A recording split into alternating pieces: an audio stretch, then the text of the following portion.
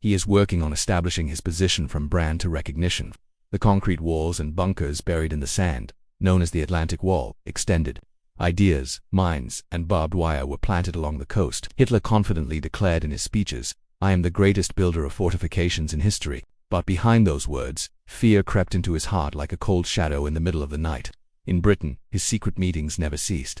In one of the palaces, the lawyers met with a quarrel between Prime Minister Churchill and American Franklin Roosevelt. A session near the burning launch and reading papers covered the table, and others discussed time, place, and means. Finally, in my favorite month of 1943, the final cooperation agreement was signed. The operation would carry the long name Overlord, or the Supreme Commander, as it was known in the following summer. But while the partners were planning the invasion, Germany was not yet idle in its camps, and the alliances were strengthening their ranks under the supervision of three of its most famous leaders. Germany was not yet idle in its camps, and the alliances were bolstering their ranks under the supervision of three of their most famous leaders: Marshal von Rundstedt, the active defensive man who believed in tactical coordination, and Marshal Erwin Rommel, famous for his prowess as the desert fox who learned from the North African campaign that speed is the key to survival, had a disagreement. Rundstedt wanted to prepare the tanks inside, away from the crowds, to send them later to any place where the invasion appeared.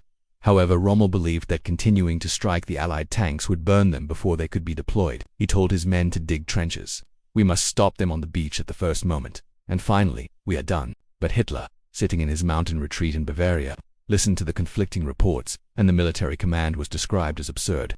In the end, they made a strange decision: to leave part of the forces under Rundstedt's command and another part under Rommel's command, retaining the final authority for reserve operations. This was the first mistake that would later turn into a catastrophe. Meanwhile, the sky was filled with nighttime training. The sky with night exercises.